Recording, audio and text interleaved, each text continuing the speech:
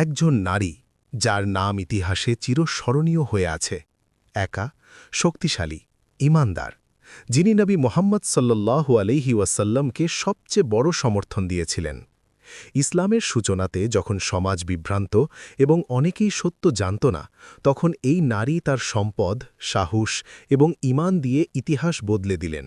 হ্যাঁ, তিনি হজরত খাদিজা রাদিয়াল্লাহু আনহা, সেই নারী যার পাশে নবী সাল্লাল্লাহু আলাইহি ওয়াসাল্লাম দাঁড়িয়েছিলেন সুখে দুঃখে। তিনি শুধু নবীর স্ত্রী ছিলেন না, বরং ইসলামের প্রথম স্থাপনাকারী সহযোদ্ধা। নবী সাল্লাল্লাহু আলাইহি ওয়াসাল্লাম প্রথম বাইতুল্লাহর খোদা বিশ্বাসের বাণী প্রাপ্তির পর সরাসরি জনসমাজে প্রচার শুরু করার আগে তিনি প্রথমে নিজের পরিবার ও ঘনিষ্ঠ আত্মীয়দের মধ্যে বাণী প্রচার শুরু করেছিলেন। এই সময়ে হজরত খাদিজা রাদিয়াল্লাহু আনহা নবী সাল্লাল্লাহু আলাইহি ওয়াসাল্লামকে সম্পূর্ণ সমর্থন এবং উৎসাহ দেন। তিনি প্রথম মুসলিম নারী হিসেবে ঈমান আনেন এবং নবী সাল্লাল্লাহু আলাইহি ওয়াসাল্লামকে সাহস যোগান। হজরত খাদিজা রাদিয়াল্লাহু আনহা তার সম্পদ দিয়ে ইসলামের সূচনায় অবদান রাখেন। নবী সাল্লাল্লাহু আলাইহি ওয়াসাল্লামকে ব্যবসায়িক ও নৈতিক সমর্থন দেন এবং তার সাহস ও ঈমান নবী সাল্লাল্লাহু আলাইহি ওয়াসাল্লামকে কঠিন সময়ে শক্তি জুগিয়েছে। আপনি কি জানেন, এই মহান নারী শুধু নবীর পাশে ছিলেন না, বরং ইসলামের ইতিহাসের প্রথম স্তম্ভ স্থাপন করেছিলেন।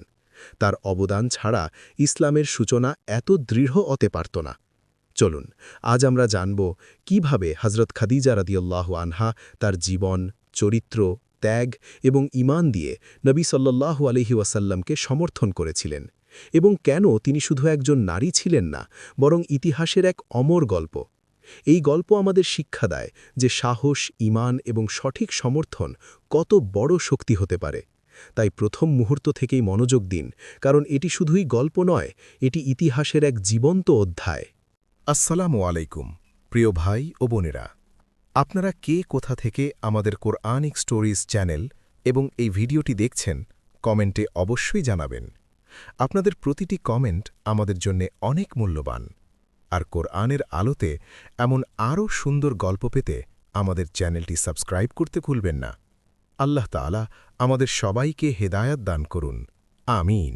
মক্কার সেই সময় যখন কাবা ঘিরে দাঁড়িয়েছিল অসংখ্য মূর্তি, যখন সমাজে শক্তিই ছিল ন্যায়ের মানদণ্ড, যখন কন্যা সন্তানকে জীবন্ত কবর দেওয়া হতো, সেই অন্ধকার যুগেই জন্ম নেন এক আলোকিত নারী।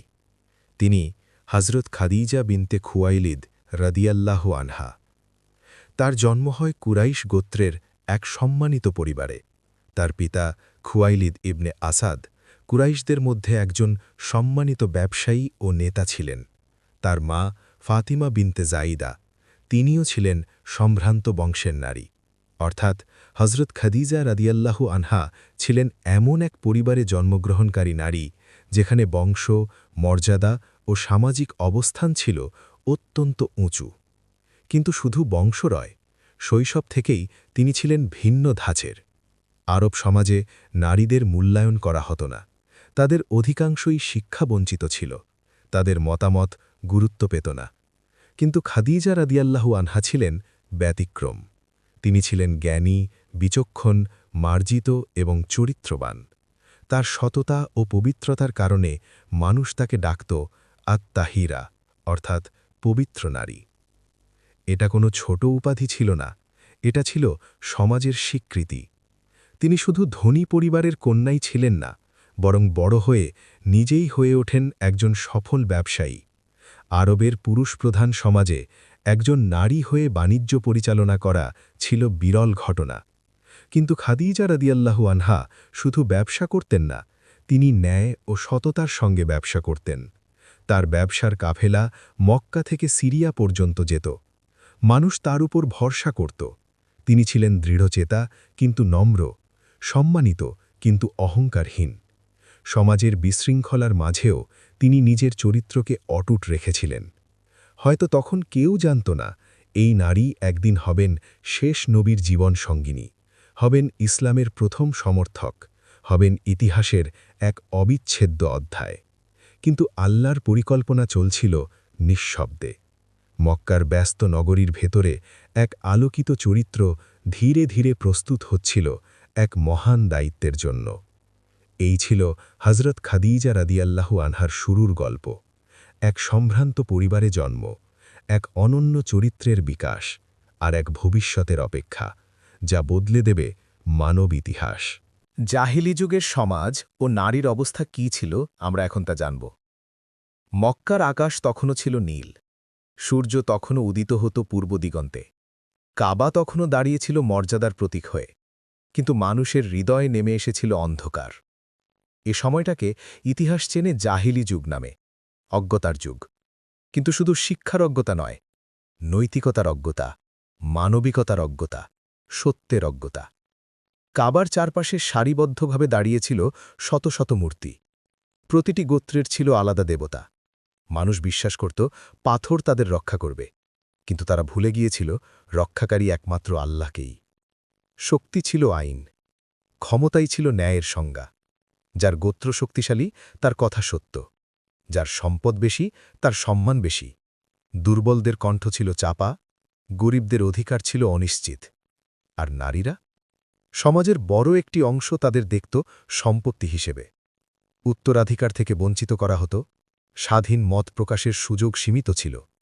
অনেক পরিবারে কন্যা সন্তানের জন্মে আনন্দের বদলে নেমে আসত উদ্বেগ। কিছু গোত্রে কন্যা সন্তানকে বোঝা মনে করা হতো। মান সম্মানের ভুল ব্যাখ্যায় নির্দোষ শিশুদের জীবন পর্যন্ত বিপন্ন হতো। নারীকে বিবাহ করা হতো, আবার ইচ্ছামতো ত্যাগও করা হতো।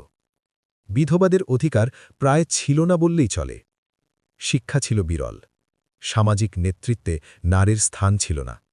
বাজারে পুরুষরা লেনদেন করত, সভায় পুরুষরা সিদ্ধান্ত নিত, যুদ্ধে পুরুষরা লড়ত, আর নারীরা থাকত ছায়ার মতো পেছনে। কিন্তু এই ছবিটা পুরোটা নয়। এই একই সমাজে কিছু পরিবার ছিল মর্যাদাবান, যারা চরিত্রকে গুরুত্ব দিত।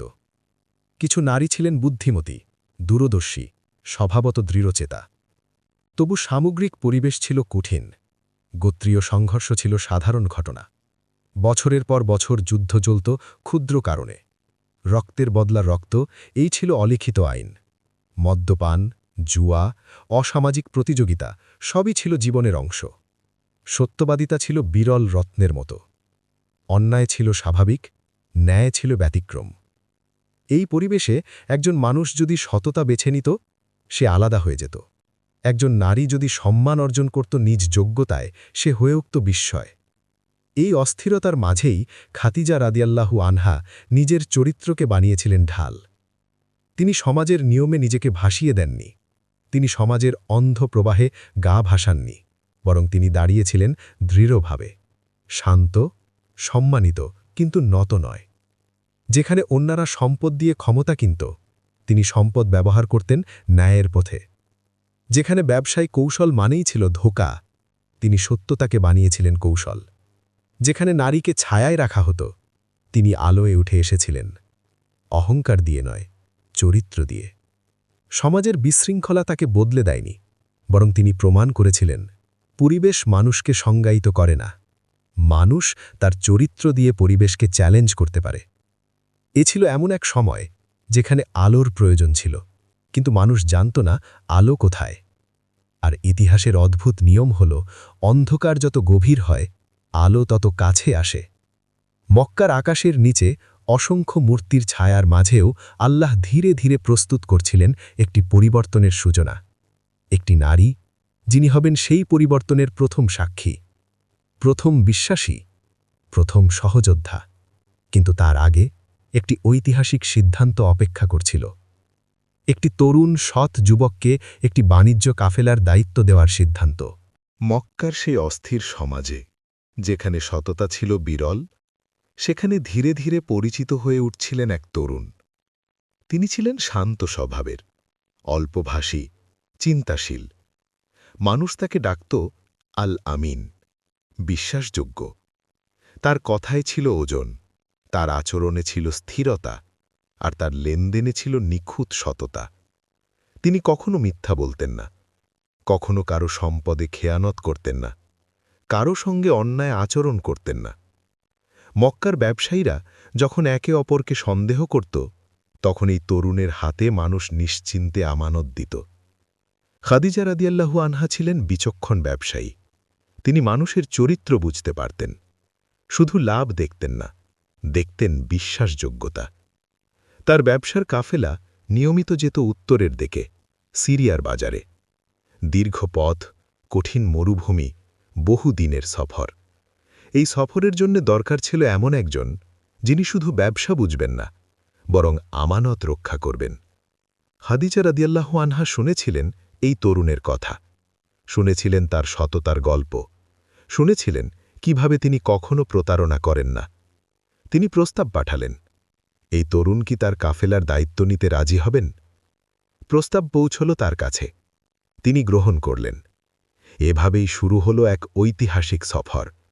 মরুভূমির বালুকাময় পথ ধরে কাফেলা এগিয়ে চলল উত্তরের দিকে। দিনে জ্বলন্ত রোদ, রাতে শীতল অন্ধকার। তরুণ মোহাম্মদ সাল্লাল্লাহু আলাইহি ওয়াসাল্লাম নেতৃত্ব দিচ্ছিলেন কাফেলাকে।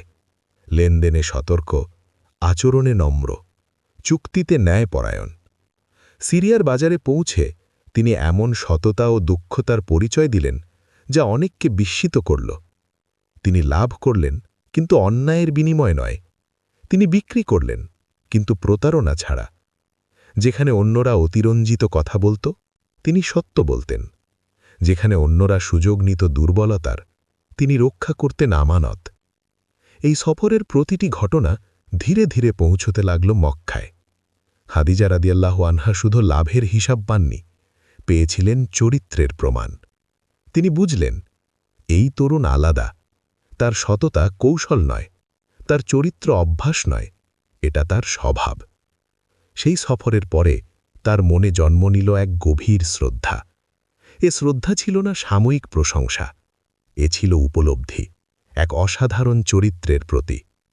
সময়ের সঙ্গে সঙ্গে এই শ্রদ্ধা রূপ নিতে লাগল এক সিদ্ধান্তে। এক সিদ্ধান্ত যা শুধু দুই মানুষের জীবন বদলাবে না, বরং বদলে দেবে ইতিহাস। কারণ এই সফর ছিল না শুধু বাণিজ্যের সফর, এ ছিল দুই মহান আত্মার প্রথম নীরব সংযোগ।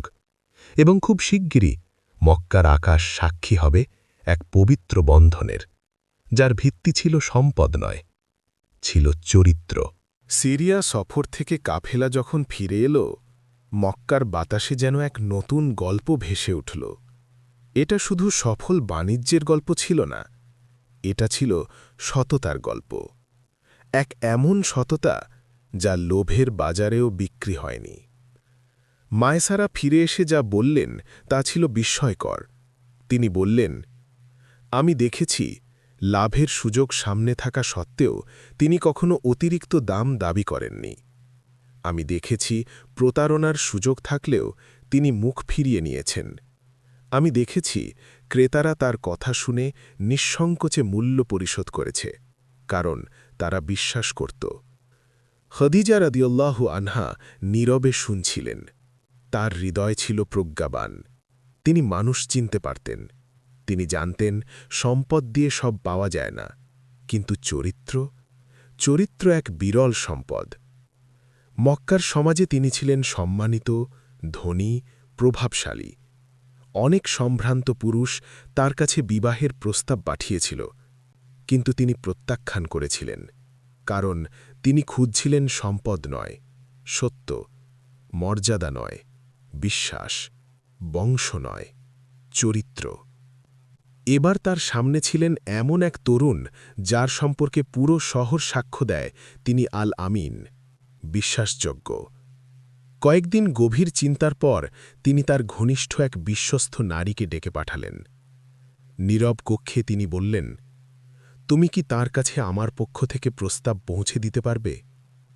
এটি ছিল সাহসী সিদ্ধান্ত, কারণ আরবের পুরুষপ্রধান সমাজে একজন নারী থেকে প্রস্তাব আসা ছিল বিরল। কিন্তু খাদিজা রাদিয়াল্লাহু আনহা ছিলেন সাধারণ নন।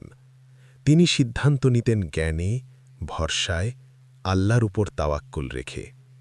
প্রস্তাব পৌঁছল সেই তরুণের কাছে। তিনি বিস্মিত হলেন, কারণ তিনি জানতেন খাদিজা রাদিয়াল্লাহু আনহাকে, সম্মানিত, সম্ভ্রান্ত, উচ্চ মর্যাদার অধিকারিণী। তিনি একা সিদ্ধান্ত নিলেন না, চাচাদের সঙ্গে পরামর্শ করলেন, পরিবারের মতামত নিলেন। এটি ছিল সম্মানের প্রস্তাব, এটি ছিল দায়িত্বের প্রস্তাব। এটি ছিল ভবিষ্যতের এক অজানা পথে যাত্রার আহ্বান।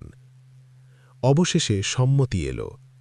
মক্কার সরল পরিবেশে দুই সম্মানিত পরিবারের মানুষ একত্র হলেন।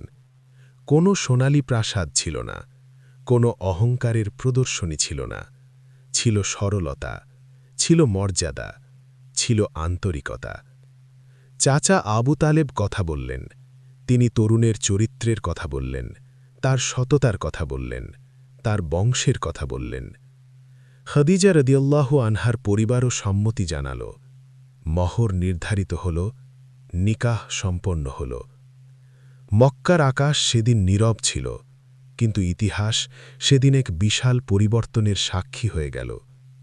এটি ছিল না কেবল একটি বিবাহ, এটি ছিল এক বন্ধন, যেখানে সম্পদ চরিত্রের সামনে নত হয়েছিল, যেখানে মর্যাদা বিনয়ের সাথে মিলিত হয়েছিল, যেখানে দুই বিশুদ্ধ আত্মা একত্র হয়েছিল। এই ঘরেই একদিন তিনি ফিরে আসবেন কাঁপতে কাঁপতে, হীরা গুহা থেকে। এই ঘরেই তিনি বলবেন, আমাকে ঢেকে দাও। আর এই ঘরেই এক নারী তাকে সান্ত্বনা দেবেন, বলবেন, আল্লাহ আপনাকে অপমান করবেন না। আপনি আত্মীয়তার বন্ধন রক্ষা করেন, আপনি অসহায়দের সাহায্য করেন, আপনি সত্যবাদী। সেই ভবিষ্যৎ তখনও আসেনি, কিন্তু নিকাহের এই মুহূর্তে আল্লাহর পরিকল্পনা নীরবে এগিয়ে যাচ্ছিল। মক্কার মানুষ হয়তো ভাবছিল এটি একটি সম্মানজনক বিবাহ, কিন্তু আসমান জানত এটি নবুয়তের ইতিহাসের ভিত্তি। খাদিজা রাদিয়াল্লাহু আনহা শুধু একজন স্ত্রী হবেন না, তিনি হবেন প্রথম বিশ্বাসী, প্রথম সমর্থক, প্রথম সাহসদাত্রী, প্রথম সান্ত্বনাকারী। আর সেই তরুণ, যাকে আজ মানুষ শুধু আল আমিন বলে চেনে, শীঘ্রই তিনি হবেন মানবতার পথপ্রদর্শক। ইতিহাসের মহাগ্রন্থে এই নিকাহ ছিল এক নীরব কিন্তু মহান সূচনা। নিকাহের পর তাদের ঘর ছিল শান্তির, পারস্পরিক সম্মান, বিশ্বাস আর ভালোবাসায় পূর্ণ এক পরিবার। কিন্তু মক্কার সমাজ তখনও ডুবেছিল জাহিলিয়তের অন্ধকারে। কাবা ঘিরে ৩০০রও বেশি মূর্তি। শক্তিশালীরা দুর্বলদের শোষণ করত। সত্য ছিল উপহাসের বিষয়। তিনি এসব দেখতেন, কিন্তু তার প্রতিক্রিয়া ছিল না রাগের, ছিল গভীর চিন্তার। তার অন্তর সত্য খুঁজছিল। তিনি মূর্তির সামনে মাথা নত করেননি কখনো। তিনি অন্যায়ের সাথে আপোষ করেননি। সহি বুখারীর বর্ণনায় এসেছে, ওহী আসার আগে তার মধ্যে সৃষ্টি হয়েছিল নিঃসঙ্গতা ও ধ্যানের প্রতি ভালোবাসা। সহি বুখারী হাদিস ৩। তিনি চলে যেতেন মক্কার উত্তরে, জাবালে নূরের গুহায়, হেরা। সেখানে তিনি একা থাকতেন, কয়েকদিন, কখনো কয়েক সপ্তাহ। তিনি উপাসনা করতেন তাহান্নুস পদ্ধতিতে, অর্থাৎ গভীর ধ্যান ও এক আল্লাহর প্রতি মনোনিবেশ। খাদিজা রাদিয়াল্লাহু আনহা বুঝতেন তার হৃদয়ের এই অনুসন্ধান। তিনি খাবার প্রস্তুত করতেন, তার জন্য পাঠিয়ে দিতেন, কখনো নিজেই পৌঁছে দিতেন পাহাড় বেয়ে। এ ছিল এক নীরব সহযোগিতা, যা ইতিহাসের গতিপথ বদলে দেবে। তার বয়স তখন ৪০। রমজানের এক রাত। গুহার ভেতর নীরবতা, বাইরে আকাশ ভরা তারা। হঠাৎ এক উপস্থিতি, এক সত্তা তাকে আঁকড়ে ধরল। তিনি অনুভব করলেন প্রবল চাপ, তারপর একটি শব্দ, ইকরা, পড়ো। তিনি বললেন, মা আনা বিকারি, আমি তো পড়তে জানি না। আবার তাকে আঁকড়ে ধরা হল। আবার সেই শব্দ, পড়ো। তৃতীয়বার। তারপর অবতীর্ণ হল প্রথম আয়াত, ইকরা বিস্মি রব্বিকাল্লাযী খালাক, খালাকাল ইনসানা মিন আলাক, ইকরা ওয়া রব্বুকাল আকরাম, আল্লাযী আল্লামা বিল কলম, আল্লামাল ইনসানা মা লাম ইয়ালাম। পড়ো তোমার প্রতিপালকের নামে, যিনি সৃষ্টি করেছেন। মানুষকে সৃষ্টি করেছেন জমাটবদ্ধ রক্তপিণ্ড থেকে। পড়ো, আর তোমার রব মহাসম্মানিত। এই ছিল মানবজাতির প্রতি প্রথম ওহী। জ্ঞান দিয়ে শুরু, পড়ো দিয়ে শুরু। তিনি কাঁপছিলেন, তার হৃদয় ভারাক্রান্ত। তিনি বুঝতে পারছিলেন না কি ঘটল। তিনি দ্রুত নেমে এলেন পাহাড় থেকে। অন্ধকার রাত, পাথুরে পথ, কাঁপতে থাকা শরীর। ঘরে এসে বললেন, জম্মিলুনি জম্মিলুনি, আমাকে ঢেকে দাও, আমাকে ঢেকে দাও। খাদিজা রাদিয়াল্লাহু আনহা তাকে চাদর দিয়ে ঢেকে দিলেন। ধৈর্য নিয়ে সব শুনলেন। তারপর ইতিহাসের এক অবিস্মরণীয় ঘোষণা দিলেন। সহিহ বুখারীতে বর্ণিত আছে, তিনি বলেছিলেন, কখনোই না, আল্লাহ কখনো আপনাকে অপমান করবেন না। আপনি আত্মীয়তার সম্পর্ক বজায় রাখেন, অসহায়দের সাহায্য করেন, অতিথিকে সম্মান করেন, সত্যের পথে মানুষকে সহায়তা করেন। এই বাক্যগুলো শুধু সান্ত্বনা ছিল না, এ ছিল সাক্ষ্য। তিনি ছিলেন প্রথম বিশ্বাসী, প্রথম মুমিন, প্রথম সমর্থক। তারপর তিনি নিয়ে গেলেন তাকে তার চাচাতো ভাই ওয়ারাকা ইবেন নওফলের কাছে, যিনি পূর্বের আসমানি কিতাব সম্পর্কে জ্ঞান রাখতেন। ওয়ারাকা শুনে বললেন, এ সেই নামুস যিনি মুসা আলাইহিসসালামের কাছে এসেছিলেন। এই মুহূর্তে পরিষ্কার হয়ে গেল, এটি কোনো স্বপ্ন নয়, এটি নবুয়তের সূচনা। হেরা গুহার সেই রাত থেকে মানব ইতিহাসে নতুন অধ্যায় শুরু হল। অন্ধকার যুগে প্রথম আলো জ্বলে উঠল, আর সেই আলোর প্রথম সাক্ষী ছিলেন এক সাহসী নারী। একটি নীরব ঘর থেকে শুরু হল এক বিশ্ব পরিবর্তনের বিপ্লব। মক্কার অন্ধকার যুগে প্রথম আলো জ্বলে উঠেছিল, কিন্তু নবীর সামনে ছিল এক বিশাল চ্যালেঞ্জ। ওহী পাওয়ার পর নবী বুঝলেন এটি কোনো স্বপ্ন নয়, এটি আল্লাহ সৃষ্টির সত্যিকারের নির্দেশ। তিনি তার অন্তরের গভীরতা থেকে জানতে পারলেন মানবজাতিকে আলোর পথে নিয়ে যেতে হবে। কিন্তু মক্কার সমাজ তখনও অন্ধকারে ডুবে। মূর্তি পূজা, অন্যায়, শোষণ, অসদাচরণ সবই ছিল দৈনন্দিন দৃশ্য। মানুষ সত্যকে উপহাস করত। জাহিলি সমাজে শক্তিশালী সর্বাধিক প্রাধান্য রাখত, দুর্বলেরা শোষিত হতো। নবী তাই প্রথমে অত্যন্ত সাবধানতা অবলম্বন করলেন। তিনি দ্রুত কোনো সংঘাতের কাছে হাঁটলেন না, বরং তিনি সতর্কভাবে শুরু করলেন। ছোট ছোট পরিবারে বিশ্বস্ত বন্ধুদের মাঝে সত্যের বাণী পৌঁছালেন। খাদিজা রাদিয়াল্লাহু আনহা ছিলেন তার পাশে। তিনি প্রথম বিশ্বাসী। তার সমর্থন ছিল এক ধরনের নীরব বিপ্লব। খাদিজা রাদিয়াল্লাহু আনহা শুধু সান্ত্বনা দেননি, বরং সাহস ও অনুপ্রেরণাও জুগিয়েছেন। নবী সাল্লাল্লাহু আলাইহি ওয়াসাল্লাম যখন ভয় ও অবিশ্বাসের অনুভূতি নিয়ে ফিরে আসতেন, খাদিজা রাদিয়াল্লাহু আনহা তাকে চাদর দিয়ে ঢেকে শান্ত করতেন। তার কণ্ঠে নির্ভরযোগ্যতা আর বিশ্বাসের শব্দ থাকত। কখনোই না, আল্লাহ আপনাকে অপমান করবেন না, আপনি সত্যের পথে চলেছেন, আপনি আপনাকে সমর্থন করি। এই প্রথম মুমিন, এই প্রথম সহায়ক নবীর জীবনকে স্থিতিশীল করলেন। তারপর নবী ধীরে ধীরে শুরু করলেন আল্লাহর বাণী প্রচার, প্রথমে পরিবারের, পরে বন্ধু ও আত্মীয়ের মাঝে। যাদের মন খোলা তারা গ্রহণ করল সত্যকে, কিন্তু যারা শক্তিশালী, যারা স্বার্থপর, তারা অবিশ্বাস ও বিদ্রুপে ভরে দিল। নবী বুঝলেন এই রাস্তা সহজ নয়, প্রচারণা হবে ধীরে ধীরে, ধৈর্য ও প্রজ্ঞার সাথে। কেউকে জোর করা হবে না। অল্প সংখ্যক বিশ্বাসী শুরু করলেন আলোর পথে। অন্ধকার যুগের মক্কায় এই ছোট্ট আলোর নীরব বিপ্লবী পরবর্তী ইতিহাসের ভিত্তি স্থাপন করল।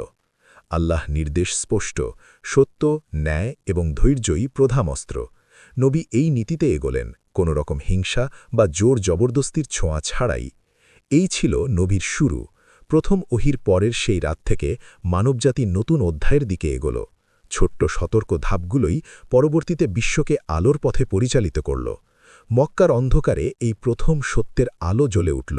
সেই আলোই নবীর সাল্লাল্লাহু আলাইহি ওয়াসাল্লামের নেতৃত্বের মূল ভিত্তি, এবং খাদিজা রাদিয়াল্লাহু আনহা ছিল সেই আলোর প্রথম নীরব সাক্ষী। প্রথম ওহির পর নবুয়াতের দায়িত্ব শুরু হল নীরবে। এটি ছিল কোনো রাজনৈতিক আন্দোলন নয়, এটি ছিল হৃদয়ের বিপ্লব। প্রথম ৩ বছর দাওয়া চলেছিল গোপনে। রাসূলুল্লাহ সাল্লাল্লাহু আলাইহি ওয়াসাল্লাম মানুষকে একে একে আহ্বান করতেন বিশ্বস্ত মানুষদের মাঝে, যাদের অন্তর সত্য গ্রহণের জন্য প্রস্তুত ছিল। প্রথম ঈমান আনলেন তার ঘরের মানুষ, খাদিজা রাদিয়াল্লাহু আনহা। তারপর আলী ইবনে আবি তালিব রাদিয়াল্লাহু আনহু, যিনি তখন কিশোর। তারপর মুক্তদাস জায়েদ ইবনে হারিসা রাদিয়াল্লাহু আনহু। আর প্রথম প্রাপ্তবয়স্ক পুরুষ আবু বকর রাদিয়াল্লাহু আনহু। সহি বর্ণনায় আসে, আবু বকর রাদিয়াল্লাহু আনহু ইসলাম গ্রহণের পর চুপ থাকেননি। তিনি তার বন্ধুদের আহ্বান করতে শুরু করলেন। তার দাওয়ার মাধ্যমে ইসলাম গ্রহণ করেন উসমান ইবনে আফফান রাদিয়াল্লাহু আনহু, জুবায়ের ইবনে আওয়াম রাদিয়াল্লাহু আনহু, সাআদ ইবনে আবি ওয়াক্কাস রাদিয়াল্লাহু আনহু, তালহা ইবনে ওবাইদুল্লাহ রাদিয়াল্লাহু আনহু। এরা কেউ ছিল না দুর্বল চরিত্রের মানুষ। এরা ছিল মক্কার সম্মানিত তরুণ, কিন্তু তাদের হৃদয় সত্যের সামনে নত হয়েছিল। এই ছোট দলটি গোপনে মিলিত হতো একটি নির্দিষ্ট ঘরে, দারুল আরকামে। আরকাম ইবনে আবিল আরকাম রাদিয়াল্লাহু আনহুয়ের ঘর ছিল সাফা পাহাড়ের কাছে। সেই ঘর হয়ে উঠল ইসলামের প্রথম শিক্ষাকেন্দ্র। সেখানে কুরআনের আয়াত তিলাওয়াত হতো। রাসূল সাল্লাল্লাহু আলাইহি ওয়াসাল্লাম তাদের ঈমান, তাওহীদ, আখিরাত, সবর এসব শিক্ষা দিতেন। কোনো তলোয়ার নয়, কোনো শক্তি প্রদর্শন নয়, শুধু কুরআন। ৩ বছর এভাবেই চলল। সংখ্যা খুব বেশি ছিল না, কিন্তু ঈমান ছিল অটল। তারপর এলো আল্লাহর নির্দেশ। কুরআনে অবতীর্ণ হল ওয়া আনজির আশিরাতাকাল আকরাবিন, অর্থাৎ আপনার নিকটাত্মীয়দের সতর্ক করুন। সূরা আশ-শুআরা ২১৪। এটি ছিল গোপন অধ্যায়ের সমাপ্তি। রাসূলুল্লাহ সাল্লাল্লাহু আলাইহি ওয়াসাল্লাম উঠে দাঁড়ালেন প্রকাশ্য আহ্বানের জন্য। তিনি সাফা পাহাড়ে উঠলেন। সহিহ বুখারীতে বর্ণিত আছে, তিনি কুরাইশদের বিভিন্ন গোত্রের নাম ধরে ডাকলেন। সবাই জড়ো হল। তিনি জিজ্ঞেস করলেন, যদি আমি তোমাদের বলি এই পাহাড়ের পেছনে শত্রু বাহিনী প্রস্তুত, তোমরা কি আমাকে বিশ্বাস করবে? তারা একমতে বলল, হ্যাঁ, আমরা কখনো তোমাকে মিথ্যাবাদী পাইনি। তিনি বললেন, তবে আমি তোমাদের জন্য এক কঠিন শাস্তির পূর্বে সতর্ককারী। নীরবতা নেমে এলো। এ ছিল তাওহীদের প্রথম প্রকাশ্য ঘোষণা, কিন্তু প্রতিক্রিয়া এলো দ্রুত। আবু লাহাব চিৎকার করে বলল, তোমার সর্বনাশ হোক, এজন্যই কি আমাদের ডেকেছ? এরপর নাজিল হল সূরা লাহাব। প্রকাশ্য দাওয়া শুরু হল, আর বিরোধিতাও শুরু হল। কুরাইশরা বুঝে গেল এটি শুধু ধর্মীয় বক্তব্য নয়, এটি তাদের ক্ষমতার ভিত্তিকে নড়বড়ে করছে। মূর্তি পূজা প্রশ্নবিদ্ধ হচ্ছে, সামাজিক বৈষম্য প্রশ্নবিদ্ধ হচ্ছে, অন্যায় বাণিজ্য প্রশ্নবিদ্ধ হচ্ছে। রাসূল তবু থামলেন না। তিনি ঘোষণা করলেন, বলুন লা ইলাহা ইল্লাল্লাহ, সফল হবেন। সংখ্যা তখনও অল্প, কিন্তু বিশ্বাস ছিল গভীর। গোপন দাওয়ার সেই ৩ বছর সাহাবীদের ভিত তৈরি করেছিল। দারুল আরকামের সেই ছোট ঘর মানব ইতিহাসের সবচেয়ে বড় বিপ্লবের বীজ বপন করেছিল। সাফা পাহাড়ের সেই আহ্বান মক্কার অন্ধকারে বজ্রের মতো নেমে এসেছিল। এখন আর এটি নীরব আন্দোলন নয়, এখন এটি প্রকাশ্য সত্য। একদিকে উপহাস, অন্যদিকে ঈমান। একদিকে ক্ষমতা, অন্যদিকে ধৈর্য। এইভাবেই শুরু হল ইসলামের প্রকাশ্য সংগ্রাম। আর সেই সংগ্রামের ভিত্তি ছিল কুরআন, তাওহীদ আর ধৈর্য। সাফা পাহাড়ের ঘোষণার পর মক্কার পরিবেশ বদলে গেল। এখন আর বিষয়টি গোপন ছিল না। এখন ইসলাম ছিল প্রকাশ্য সত্য, আর সত্যের শত্রুরও প্রকাশ্যে এলো। দুর্বল মুসলিমদের ওপর শুরু হল নির্যাতন। সহিহ বুখারীতে বর্ণিত, বিলাল রাদিয়াল্লাহুকে মরুভূমির উত্তপ্ত বালিতে শুইয়ে রাখা হতো। বুকের ওপর ভারী পাথর চাপানো হতো। তবুও তিনি বলতেন, আহাদ, আহাদ, এক আল্লাহ, এক আল্লাহ। আম্মার ইবনে ইয়াসির রাদিয়াল্লাহু, তার বাবা মা নিষ্ঠুর নির্যাতনের শিকার হন। সুমাইয়া রাদিয়াল্লাহু শহীদ হন ইসলামের প্রথম শহীদ হিসেবে। একদিন কিছু সাহাবী কাবার কাছে এসে রাসূল সাল্লাল্লাহু আলাইহি ওয়াসাল্লামকে বললেন, আপনি কি আমাদের জন্য দোয়া করবেন না? তিনি বললেন, তোমাদের পূর্বের জাতির মানুষদের করাত দিয়ে দ্বিখণ্ডিত করা হতো, লোহার চিরুনি দিয়ে চামড়া থেকে মাংস আলাদা করা হতো, তবুও তারা দিন ছাড়েনি। সহিহ বুখারী। তিনি তাদের শিখালেন সবর। পরিস্থিতি অসহনীয় হলে রাসূল সাল্লাল্লাহু আলাইহি ওয়াসাল্লাম অনুমতি দিলেন, হিজরত করো আবিসিনিয়ায়, কারণ সেখানে আছেন একজন ন্যায়পরায়ণ রাজা, নাজাশী। ২ দফায় মুসলিমরা হিজরত করলেন। নাজাশীর দরবারে যখন জাফর ইবনে আবি তালেব রাদিয়াল্লাহু সূরা মারিয়াম তিলাওয়াত করেন, রাজা ও উপস্থিত খ্রিস্টান পাদ্রীরা অশ্রুসিক্ত হন। নাজাশী বললেন, এ এবং ঈসা যা এনেছেন একই উৎস থেকে এসেছে। মক্কায় নির্যাতন চলতেই থাকল। তারপর এলো এক কঠিন বছর, আমুল হুজন। প্রথমে ইন্তেকাল করলেন খাদিজা রাদিয়াল্লাহু, রাসূলের সবচেয়ে বড় সমর্থন। এরপর আবু তালিব, যিনি সামাজিক সুরক্ষা দিতেন। রাসূল এখন একা। তিনি তায়েফে গেলেন সত্যের বার্তা নিয়ে। কিন্তু সেখানে তাকে স্বাগত জানানো হলো পাথর দিয়ে। রক্তে ভিজে গেল তার জুতো। ফেরেশতা পাহাড়দয় চেপে ধ্বংস করার অনুমতি চাইল, কিন্তু তিনি বললেন, না, হয়তো তাদের বংশ থেকে এমন মানুষ আসবে যারা আল্লাহকে এক মানবে। সহি বুখারী, সহি মুসলিম। এটাই ছিল তার রহমত। তারপর এক রাতে আল্লাহ তাকে দিলেন এক বিশেষ সান্ত্বনা, ইসরা ও মেরাজ। মসজিদুল হারাম থেকে মসজিদুল আকসা, তারপর 7 আসমান অতিক্রম। তিনি সাক্ষাৎ করলেন পূর্ববর্তী নবীদের সাথে, এবং সেই রাতেই ফরজ হল 5 ওয়াক্ত সালাত। সহি বুখারী, সহি মুসলিম। মক্কায় তখনও বিরোধিতা চলছে, কিন্তু ইয়াসরিবে কিছু হৃদয় প্রস্তুত হচ্ছিল। আকাবার রাতে ইয়াসরিবের মানুষরা গোপনে বায়াত করল। তারা বলল, আমরা আপনাকে রক্ষা করব যেমন আমরা আমাদের পরিবারকে রক্ষা করি। হিজরতের অনুমতি এল। মুসলিমরা একে একে মদিনায় চলে গেলেন। শেষে রইলেন রাসূল সাল্লাল্লাহু আলাইহি ওয়াসাল্লাম। কুরাইশরা পরিকল্পনা করল একযোগে আক্রমণ করে তাকে হত্যা করবে, কিন্তু আল্লাহ পরিকল্পনাকারীদের পরিকল্পনা ব্যর্থ করলেন। তিনি আবু বকর রাদিয়াল্লাহুকে নিয়ে রওনা হলেন, সাউর গুহায় আশ্রয় নিলেন। কুরাইশরা গুহার মুখ পর্যন্ত পৌঁছে গেল। আবু বকর উদ্বিগ্ন হলেন। তিনি বললেন, তারা যদি নিচের দিকে তাকায় আমাদের দেখে ফেলবে। রাসূল সাল্লাল্লাহু আলাইহি ওয়াসাল্লাম বললেন, চিন্তা করো না, আল্লাহ আমাদের সাথে আছেন। সহি বুখারী। তারপর শুরু হল নতুন অধ্যায়। মদিনায় পৌঁছে তিনি প্রথমে মসজিদ নির্মাণ করলেন, ভ্রাতৃত্ব স্থাপন করলেন মুহাজির ও আনসারের মাঝে। একটি লিখিত সনদ প্রণয়ন করলেন, মদিনা সনদ, যেখানে মুসলিম ও অমুসলিম সবাই নিরাপত্তা পাবে। এখন ইসলাম শুধু নির্যাতিত একটি দল নয়, এটি একটি সমাজ, একটি ন্যায়ভিত্তিক রাষ্ট্র। মক্কার অন্ধকার থেকে মদিনার আলোয় পৌঁছতে 13 বছর লেগেছিল। তলোয়ার দিয়ে নয়, সবর দিয়ে, ঘৃণা দিয়ে নয়, রহমত দিয়ে। ছোট দারুল আরকামের ঘর থেকে একটি উম্মার জন্ম হল। রক্ত, অশ্রু, ত্যাগ, হিজরত সব মিলিয়ে তৈরি হল ইতিহাসের সবচেয়ে প্রভাবশালী সভ্যতার ভিত্তি। এই গল্প এখানে শেষ নয়। এটি শুরু হয়েছিল একটা ইকরা শব্দ দিয়ে, আর তা আজও চলছে, প্রতিটি হৃদয়ে যেখানে সত্যের আলো জ্বলে। প্রিয় দর্শক, আপনি যদি কুরআন ভিত্তিক ইতিহাস, ঈমান নাড়া দেওয়া গল্প আর আখিরাতের বাস্তবতা জানতে চান, তাহলে এখনই কুরআনিক স্টোরিজ চ্যানেলটি সাবস্ক্রাইব করুন, ভিডিওটি লাইক দিন, কমেন্টে আপনার অনুভূতি লিখুন, যাতে করে এই ধরনের ভিডিওগুলো আপনার কাছেই আগে পৌঁছে যায়।